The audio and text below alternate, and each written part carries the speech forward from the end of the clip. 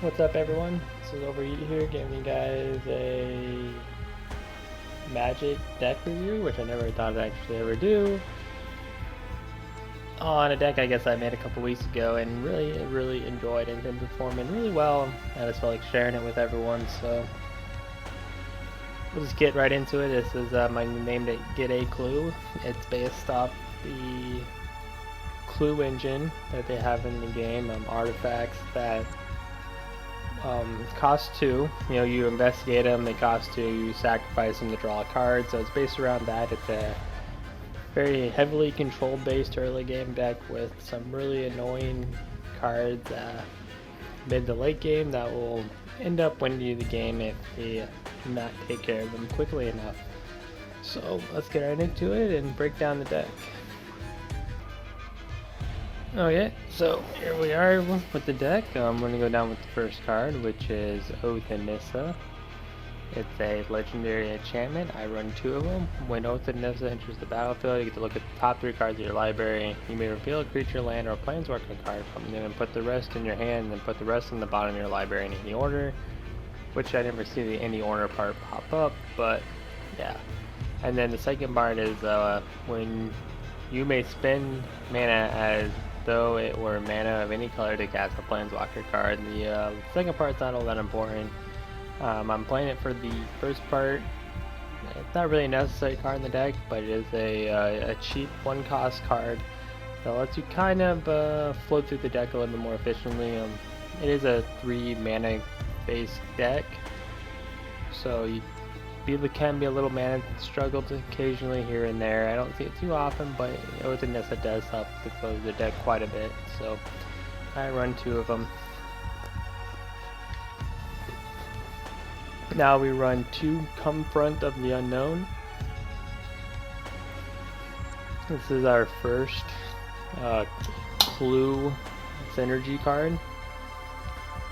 It is an instant cast, and at the beginning you can investigate, and then a target creature gets a +1/+1 until the end of the turn for each clue you control. I actually really like this card.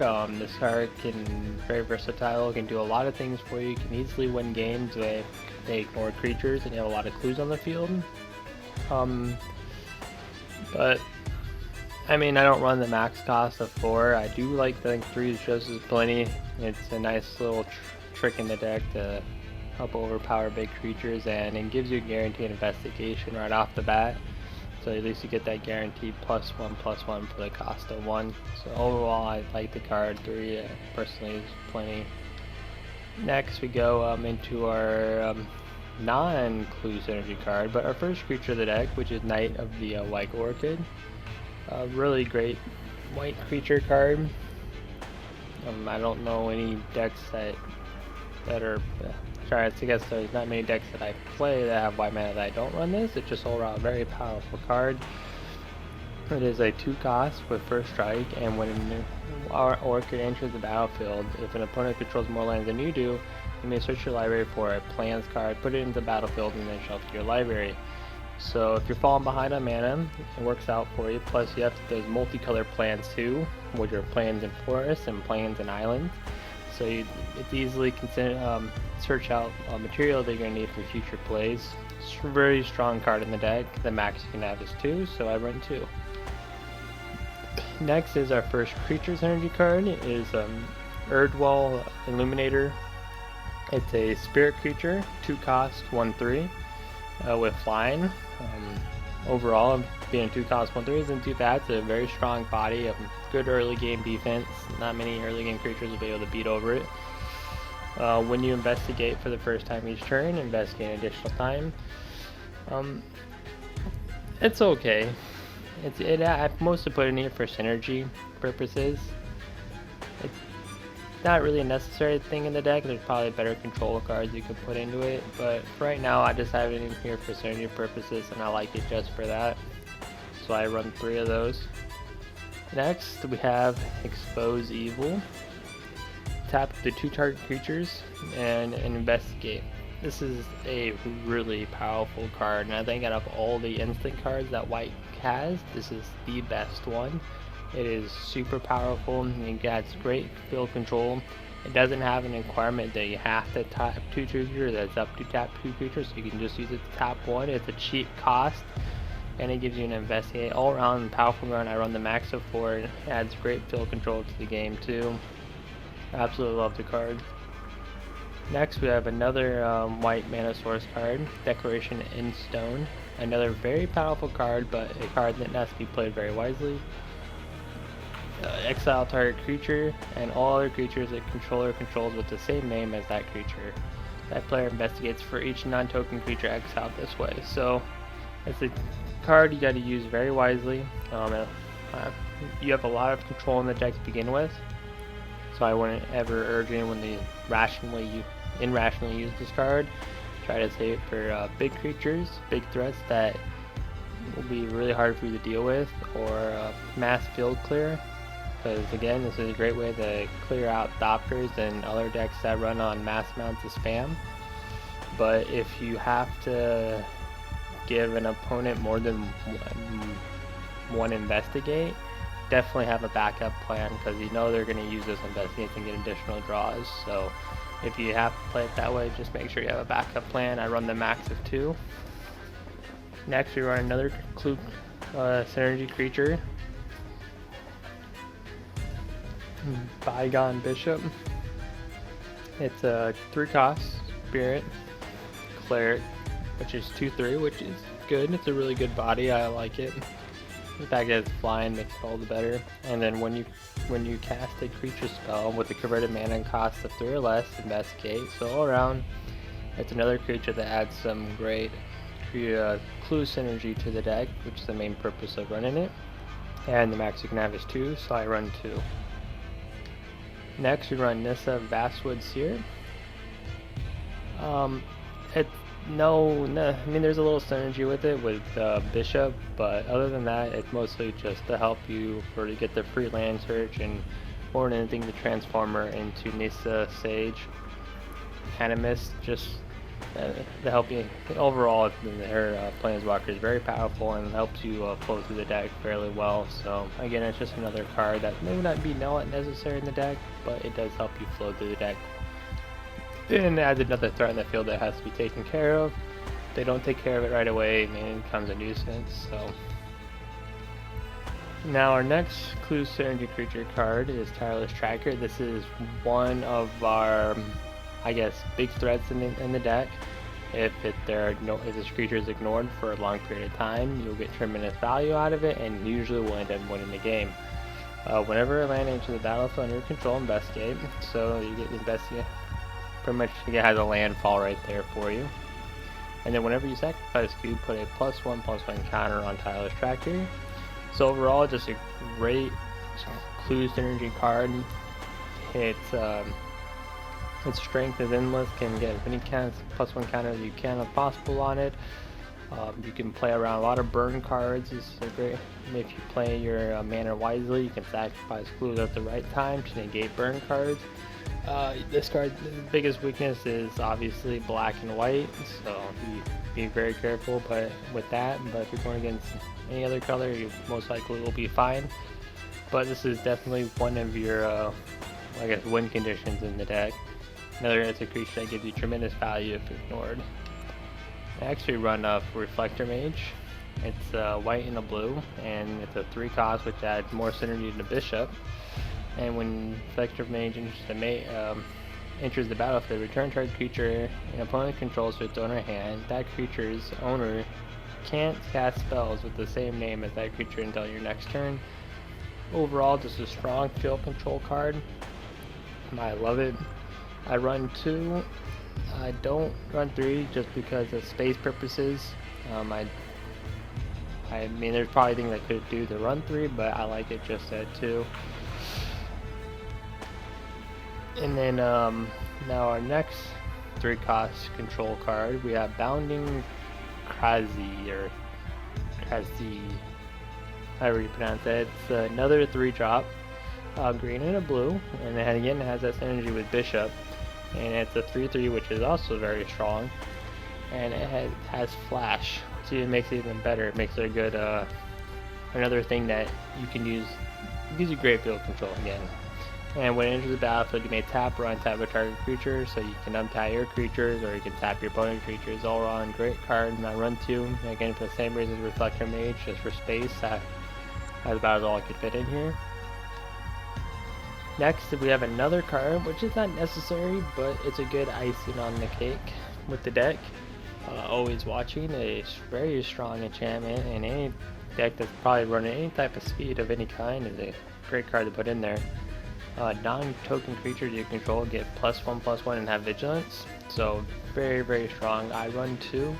This is not really one of your win conditions in the deck, but this is a very control-based deck, so you usually will have a fair amount of creatures on the field that will get tremendous value from Always Watching and will become big nuisance for your opponent. So I do run the 2. If there's cards you like other than this, you don't have to run this. This is my own personal preference, but altogether it's a very strong card. Now our next enhancement is Yulvenwold Mysteries. Again, it's another clue synergy card. Whenever a non-token creature you control dies, investigate. And then whenever you sacrifice a clue, you get to put a +1/+1 human soldier creature token onto the battlefield. We run 2 of these. We're not running 2 of these because of the first effect in any way. We're running 2 of these for the second effect, putting the human soldier creature tokens on the battlefield because they'll add synergy towards another card we run this deck, which will add another way for us to win. Now our next card is another card that has no clue synergy whatsoever, but adds tremendous value if it is ignored for a long period of time, and that's Archangel of Tithys.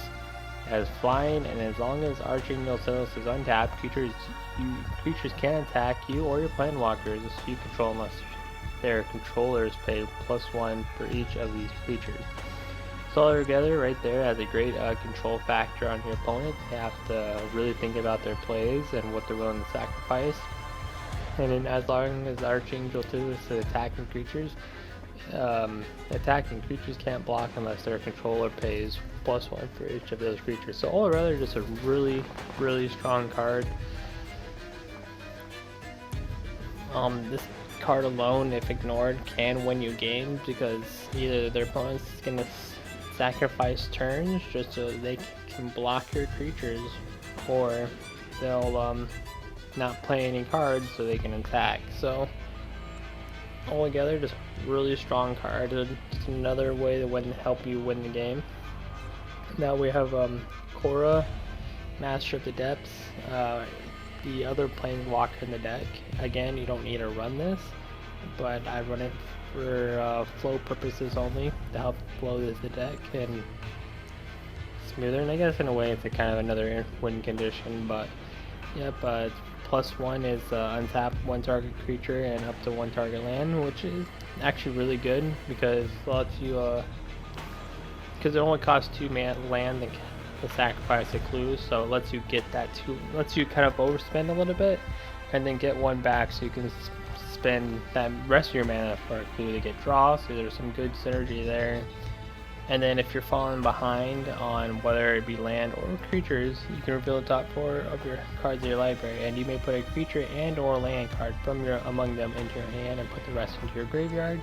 So if you're falling behind, it's a great way to just get some good search right there and help pick you back up.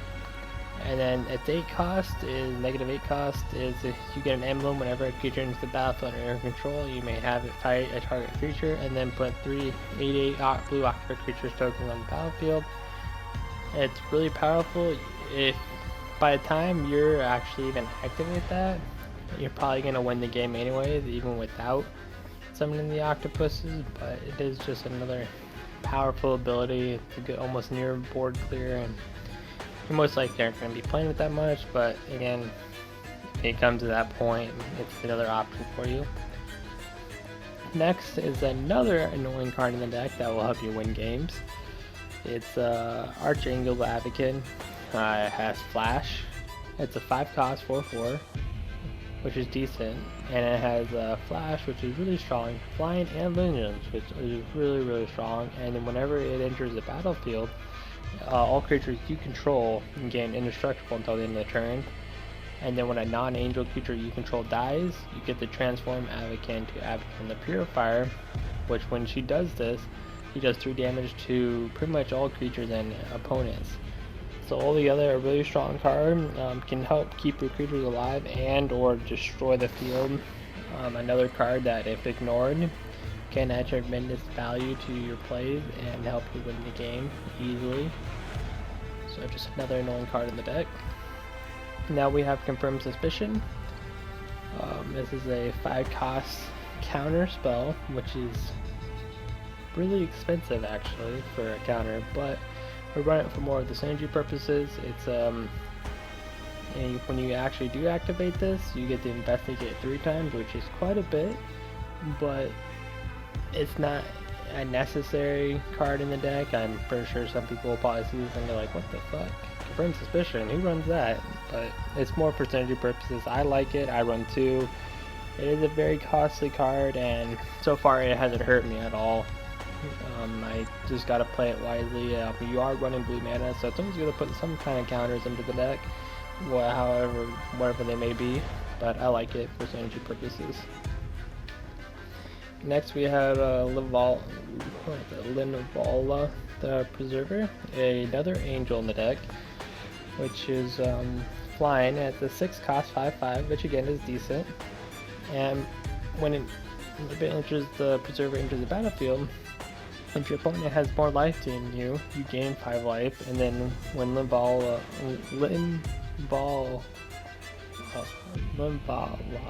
enters the battlefield, if your opponent controls more creatures than you, put a 3/3 angel creature tokens with flying on the battlefield. So you actually get tremendous value out of this card just for being a 6-cost. Not only it's another card to help you when you're falling behind. At most, this is a card that literally gives you 5 life and a 3/3 on the field for a 6-cost, and that's at the best scenario. So it's just a great angel. It's a good body, and it can help you out if you're falling behind. So, again, you can only run 1, but it's a great card. Another hand, the fact it's a flying with 5/5, it's another creature that, if not dealt with immediately, will do some serious harm to your opponent. Next we have our second to last annoying card in the deck, which is Yulvin Walled Hydra, a creature Hydra. It has reach, which is really good against anti-flying, but the deck has so much flying in general that it doesn't really matter. And when its power and toughness equals the number of lands you control, and when it enters the battlefield, you may search your library for a land card and put it in the battlefield tap, and then shuffle your library. Altogether, none of the abilities mean anything. It's just, again, a creature that can be really big. By the time you get it out, it's going to be at least a 6/6. Oh no, it'll be a 7/7 no matter what. Very big creature. It's a huge threat in the field. And again, it's another card in this deck that, if not dealt immediately, will usually end up winning you the game. So this is pretty much what it is. There's no real solid win condition in the deck. It just has a lot of annoying creatures one after another that will just cause headaches for your opponent. Next, for our planes, we run 4 planes, or not for, I guess for island, land, we run 4 planes, 3 islands, 3 forests. We run 2 of the vistas. Again, it's a forest plane that goes well with Orchid. And then we run 2 stream, which again is it's a plains island that goes really well with the Orchid. And now we run 2 abbey. Now this is where those human tokens come in. And this is our last annoying card in the deck, which is I don't know what I'm saying, which I'm for, but it's our last annoying card in the deck. So while you're building up tokens or whatever, while sacrificing clues, this is your last card that will be on the field, and when needed, you can sacrifice this token at any time you want. Bring this guy and transfer into the Profound Prince, which is a very strong card. It's a 9/7, flying, lifelink, indestructible, and haste. So a really hard creature to get rid of, and not only that, since it has lifelink, if you're falling behind, you will instantly be able to pick yourself back up. And it's just a good way of finishing off opponents if they're nearly dead too. So altogether, it's our last annoying card in the deck. Glitch, and then for our last for our land, we got Glacial Fortress, Subpetal Grove, and 4 Evolving Miles. That was the deck. I'm not going to do any gameplay after this, just because I know some people just want to see the deck, don't really care too much of gameplay. There'll be actually other videos with the gameplay that I'll put in the description and below. But this right now, just a video describing the deck and why I put what I did in there, and I hope you guys like it, and until next time, I'll see you guys later.